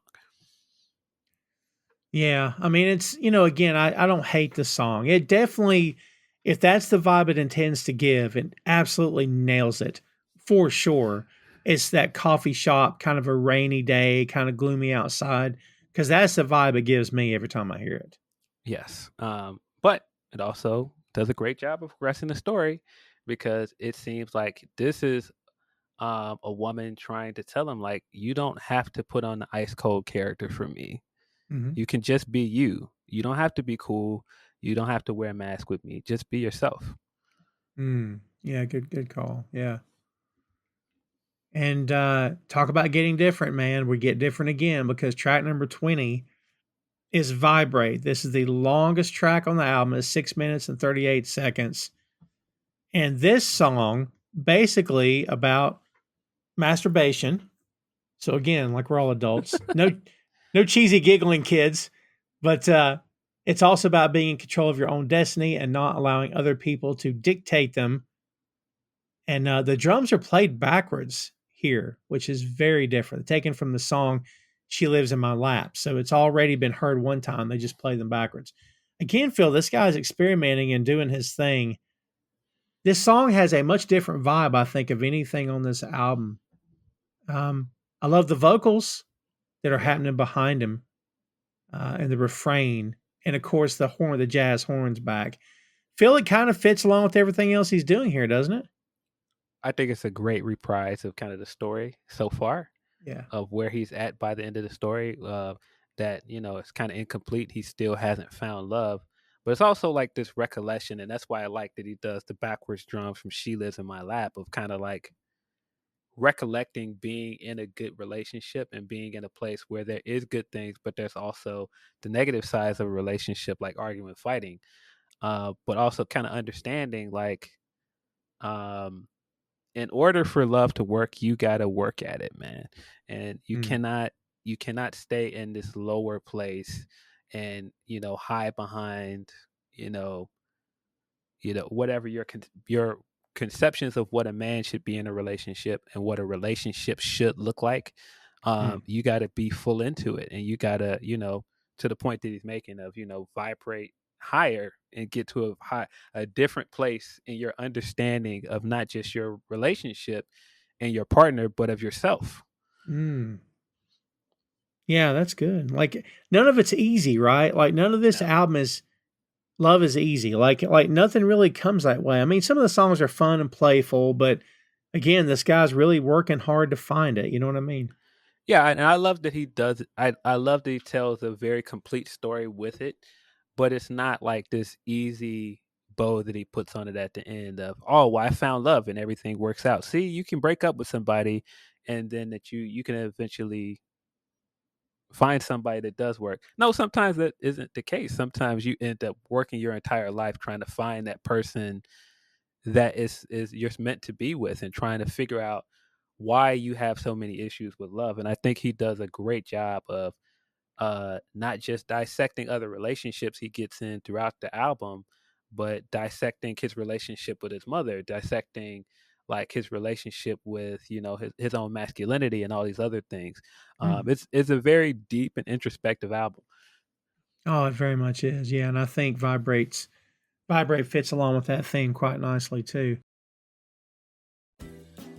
Tom Clark 6M Podcast is sponsored in part by Radius Law Group. Every day, Radius helps individuals, families, small businesses, and nonprofit organizations throughout North Carolina, Florida, and Pennsylvania resolve their legal issues by providing effective legal counsel in the areas of estate planning, as well as elder law and Medicaid. Radius Law holds the radical belief that working with a lawyer can indeed be enjoyable. So give them a call at 1-800-519-5667 for more information and tell them that Tom Clark 6M Podcast sent you. And that leads us, kids, to the final track of this album, of the double album as well, A Life in the Day of Benjamin Andre. parentheses, incomplete. And this feels more feel like the Andre from Outkast that we know, just basically rapping. The beat is, again, different. I don't dislike the beat, but it is different than the rest of the stuff on here. I would think of everything on this album, this song sounds the most different. And I think I've already said that Yeah. about one of these tracks, but I think this one absolutely feels the most of anything on here. What do you think about this track at 4 minutes 50 seconds closing out this album? I love this song. It's one of my favorite songs on the entire album on Mm, both sides. Because Andre being Andre, this is Andre that yeah. we knew off of something like the art of storytelling, telling a story, not using the album to, conceptualize a story. It's him doing what he does best as a rapper and telling a story, and telling a story of running into somebody and recollecting and going through all of these things that happened since he's met them. And I think it's such a great way to go over his entire history of getting on and starting the journey with Andre and where they are now. This kind of feels like the way I said earlier that they both take similar concepts and do similar things on this album. Um, Big Boy had the Reset record, and that feels like this record for Andre, where he's kind of reflecting on Outkast and like where they were and how they started and where they are now. And there are a lot of very interesting things he does with this song that are very literal, but there's great metaphors in it. Mm, Um, I like the idea of him telling the story of his life and his life as an artist on this song, but saying that it's incomplete. And the song is literally incomplete. Um, yeah. I think that's a very smart artistic choice. I like the idea of him telling this girl this story and going through all of these things. And laying all of these things that he talked about through the album, like love and mentioning his relationship with Erica Badu. Mm. I love the line about Tyrone. Every time I hear it, I laugh at it. Like, what the song ain't about me, and that's not my name. Uh, I love that, and he references his son, of course, with Erica. At the time, he says when the album comes out that he'd be 6. Uh, Today, 7 is 26. Um, Ooh, God. Yeah, so he has a kid that is 26 years old now. But just at that time of just how there's so many things I connect to with him rapping as well. Like when he's talking about just when he started going left and started wearing turbans and how he started wearing the turbans over his dreads because he wanted to find something new and real in the world. Um, Man, just the story he tells is just so great, man. It's just such a great verse. It's kind of like an extended verse. It's not like there's a hook. It's just him rapping as Yeah. like kind of a monologue for the album. Um, and the story in itself is great. And then he ends the story with this great metaphor about your neighbor gives you a rabbit, a Volkswagen rabbit, and you spend all this time putting work into it, and it doesn't play on some of the versions that are on DSP, but on the version that's on the physical CD, um, he says at the end, and that's all I got. And then it plays like this interview from a radio show where he's saying, and I was going to go on and say, man, you put this much work into you know, into the rabbit, you give it bump, you give it jump, and it's kind of like starting at a new point in your life. It's like you're starting over, and that's why I said this is very much his reset because he's saying you're starting over at one point, and then at one point you look around, and by the time you get to rabbit to where you want it to be, you want something new, and so it's like yeah, the rabbit's cool, but now I want a Cadillac. Yeah. Yeah. Yeah. Yeah. And so it's such a great metaphor on life and how you change and evolve as a person. You spend your entire life thinking that this is what you're supposed to be. You can even look at it in the sense of a relationship of putting so much time into a relationship and then it just doesn't work and you decide like maybe I just don't want that. Like I thought at one point I wanted to settle down and be a dad and have a family, but then I looked around and it's like, well maybe I don't want that. Maybe I just want to be out in these streets and maybe I just want to date. And but then Mm. also the other double meaning to this is you put all of your time into being in this group because that was your way out. That was your way out of where I came from. And I worked and worked at this thing. And then I decided one day, like, maybe I don't want to do this no more. Maybe I want to do something else. Maybe being a member of Outkast isn't what fulfills me anymore. Maybe I want to do this. Maybe I want to do a solo album. Maybe I don't even want to do that. I don't know yet. And I have an answer for you guys. And that's what the incomplete is. Very John. And also little George as well. Like, you know what I mean? Like this is what I wanted. This is all I wanted, but now I'm wondering if this is what I want anymore. Yeah. And I think that it's such a great expression for who he is and um, just how thoughtful he is.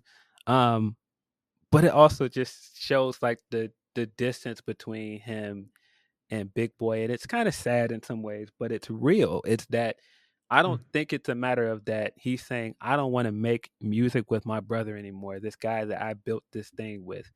Um, but sometimes you grow apart, and it's not because we're not getting along. We're not growing apart because I don't like him, and that's not my friend anymore. We're growing mm, apart because I just don't want to do this anymore. This isn't what I figured I would be doing for the rest of my life anymore. yeah. And it's hard to accept that as a fan. It's hard to accept that in a lot of ways, but I respect it. I respect him being in a very adult way of saying, like, man, even like he says earlier when he's talking about relationships, I don't want to just stay in this and keep making music as Outkast to go through the motions because that's what people think we're supposed to do. Yeah. Yeah, because that's not real. That's unless you're enjoying it and you still have a lot to say. If, like you say, if you're just going through it for the sake of the record deal, then that's not a life. That's just you being this person people expect you to be. Yeah, and I think throughout his time with Outkast, we watched him evolve and mature and turn and just change as a person. They grew up together, and he says that very much on this song where he's describing, Antoine's story along with his story, and he's like, at some point, I'm looking at where his life is, and his life is very different. And I mean, again, like what I explained earlier, his at that point, Big Boy is married, he's got kids, and like even just look at his life now and how Andre looks like kind of like this wanderer, Yeah. and Big Boy is very much settled into who he is as a father, as a grandfather, and it just looks totally different. Yeah. Man, how things turned. Crazy, isn't it? Yeah, but I just think that there's something really sad about it, but there's something really beautiful about how he describes it and coming to this recollection of, you don't have to subscribe to anything because somebody tells you you have to. You can do what you want to do. You can be who you want to be. You can make the music you want to make. Um, you don't have to do anything because someone is like, that's what you're supposed to do. Yeah, you're in charge. That and ultimately you are in charge of your fate. Nobody else is in charge of you. Yeah, and I mean that messaging to this album is just it's so beautiful, and it's just this idea of growing up and becoming an adult and thinking it's one bad way, and then understanding the older you get, like, no, it's not. It's constantly changing. Yeah. I mean, what do you think about this wrapping up the album? It seems like it fits the way it, but also feel it kind of feels like there's no easy answers. Like we had some fun here, we had some introspection, we had some moments of getting deep and then playful and then deep again. And we're left in the end with no real answer, him just being reflective of his past. There's no really good answers by the end of this, is there? No, but I think that's the genius of ending it with a song, and it's incomplete. Because there is no easy answer to it. Because that's life. There's no easy answer to this. There's no bow I can put on this. I can't give you an answer of, hey guys, I'm just going to keep making music. Maybe I'm not. I don't know. Yeah. I really liked it. I really liked the idea that um, he knew people were going to come into this album looking for the raps, and he gave them an entire album of something different. And then he was like, "Okay, well, I'm just going to end with the monologue for what you guys want, right? I'm going to rap." And then he Right. rapped, and he was like, "Oh, I'm going to give you an incomplete rap song." There's something so funny about it, but that's Andre, and that's who he is as an artist. And I couldn't think of a better way for him in this album. If he had ended it with like this like outro and the way that the album started, um, it probably would have been a nice bow on the project. But I think this was a very honest way to end it.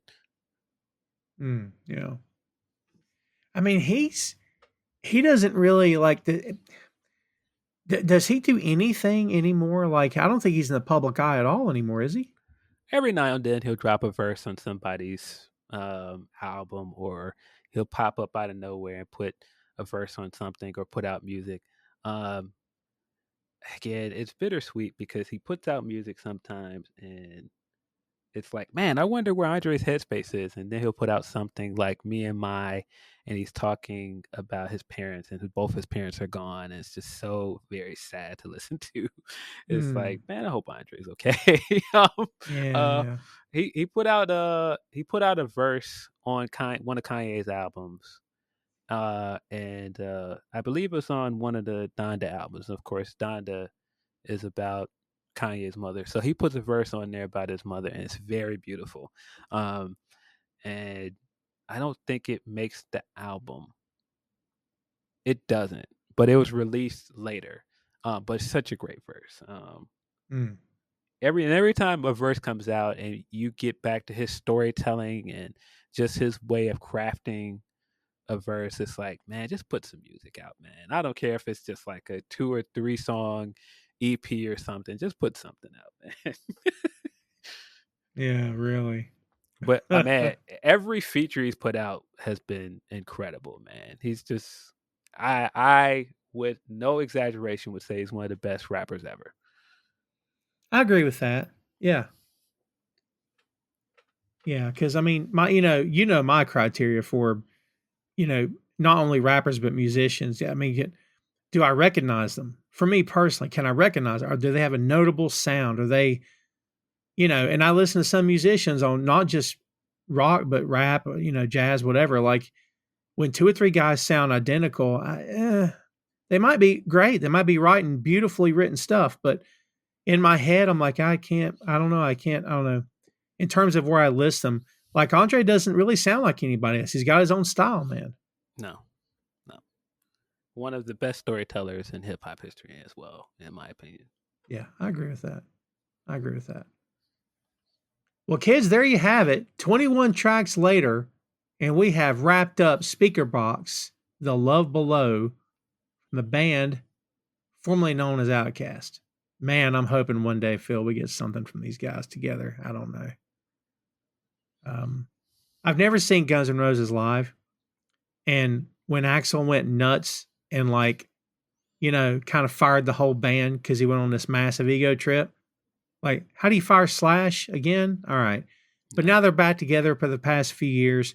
I can't bring myself to go. Like, I don't know. Like, I just wonder how much of Andre is sitting back going, "Yeah, I'm not getting on stage yet. I'm not doing that." Do you know what I mean? I wonder about that sometimes. Yeah. I don't know. Never say never.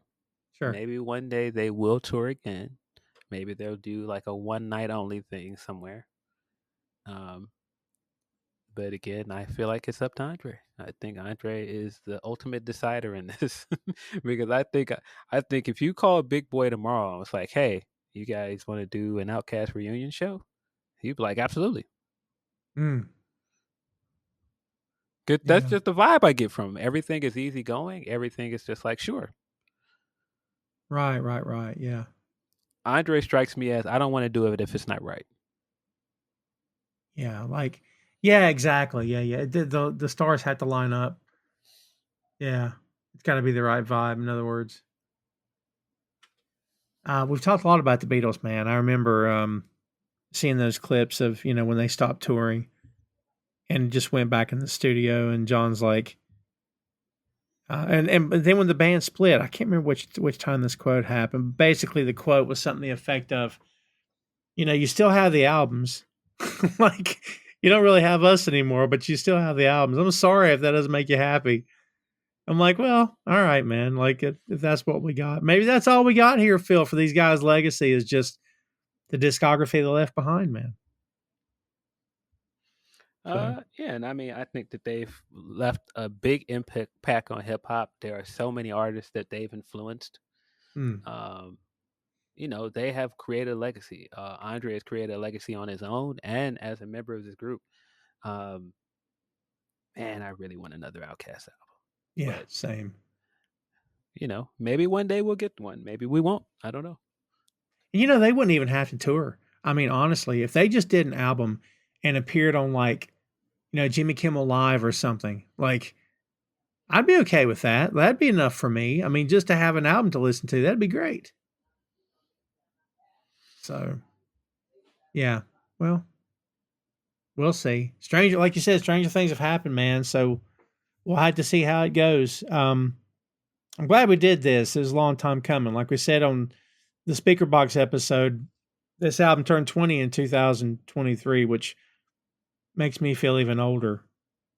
But I'm glad we finally hit this. It's an all-time classic, and anyone who's a hip hop fan should own a copy in some form or fashion. And how do you own this? Do you have the double CD of this or no? I think I still have a physical copy of the CD somewhere. Yeah, I do too. Um, I gotta yeah, find it. I definitely own it. I probably own it in more than one place. I probably bought it digitally, and I'm 100% sure I have the physical copy.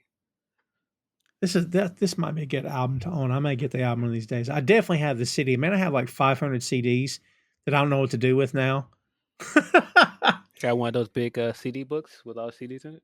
I don't laugh. I do still have one of those, but I got this big rack in my office at home, and it's filled with CDs. Yeah, I used to have one in my old apartment because I had the big stereo with like the big CD changer in it, and so Mm-hmm. I had like the big shelves full of CDs, but that's long gone. I had a disc changer in a car one time. I think it was either 6 or 12. I can't remember. I can't believe that I don't remember. That used to be used to be considered a big deal if you had a CD changer. Yeah, dude.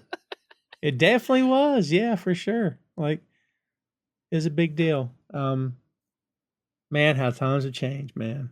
I don't really have like on a side note, I don't really have like a romantic, memories of CDs. Like, I don't know. Maybe I'll be wrong, Phil. One day they will capture people's imagination. But I don't think anything captures anyone's imagination like vinyl does. There's something about vinyl that speaks to so many, not just one generation of people now. Like, people a third my age they'd rather have vinyl. I mean, it's, Yeah. I think maybe that's a little bit more romanticized than CDs are. Well, I mean, I think it's something about that people romanticize about just going in a record store, for example, and being able to dig through crates and Mm. find vinyl and like being able to see the big covers and on the cover of a vinyl. Like it's different like pulling out a CD and seeing the booklet, but like getting those big covers, like for a lot of people, that was their discovery of music. There are a lot of hip hop producers that they swear by that. That's how they discovered music. Like when you listen to Q-Tip talking about digging through crates. He acts like it's like a religious experience, um, and that's so a lot of people have their attachment to that. And there's also a sound that comes with vinyl that doesn't come with CD because CD is just like it is what it is. It's like digital. You get like a completely different feel and a sound from vinyl because it sounds warmer. You get like the needle pops and stuff. It's not the same. That's good. That's a good point. Yeah, there's nothing like that little scratch when you start playing in vinyl. Yeah, there's nothing like it. Well, kids, there you have it. There is The Love Below. Great double album by Outkast, their best selling album of all time, and the best selling rap duo album of all time, for sure. And 6.5 million copies, kids. And I dare say it's still being downloaded to this day with good reason. But Phil, before we get out of here, give me your last word on The Love Below.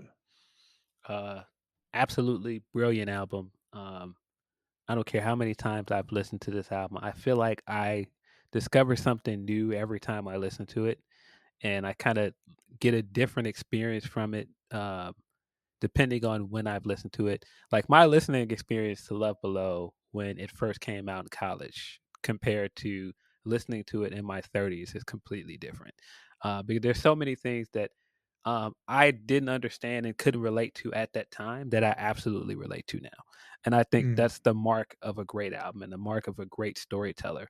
Not just that he came with such a great concept for an album and came with such a great sound for it, um, but he managed to really tell such a great slice of life kind of story with it, and not just leave his mark as a storyteller and artist, but really bring you into who he is as a person. Yeah, that's fair. That's well said. And I think, as we're done with this, I don't know which I really prefer because I don't know if compare contrast which album's better. It really is fair because each album is so different from the other one. I think it's apples to oranges because I think that they both do similar things on the album, but they're so tonally different. They're so Mm. conceptually different. It's really apples to oranges. um, like I really love Speaker Box. I really enjoy listening to Speaker Box, but at the same time, it's just a different experience that comes with listening to Love Below. Mm. Yeah, that's fair. That's fair. So, kids, again, a classic. If you're a hip hop fan, again, I'm sure you own this or you've downloaded it. If you've never checked it out before, but you're giving it a chance because of this podcast, I appreciate it and hope you enjoy because, man, this is so well worth your time. Don't know if the impact of this could ever be duplicated. I don't know if that's possible, but much like Phil, I am very much in the mindset of, man, I really want something else from these guys together as an act. Keep your fingers crossed, kids. Maybe one day we'll get there. You can be rest assured of one thing: if we do get there, we're probably going to review it here on the 6M, and we've got a back catalog of Outkast albums to get into here as well, and we'll get down that road eventually. But in the meantime, that is the Love Below. Hey, thanks for listening to the show. Check out our social media on Twitter, Facebook, and Instagram at 6M Podcast. We'll see you next time.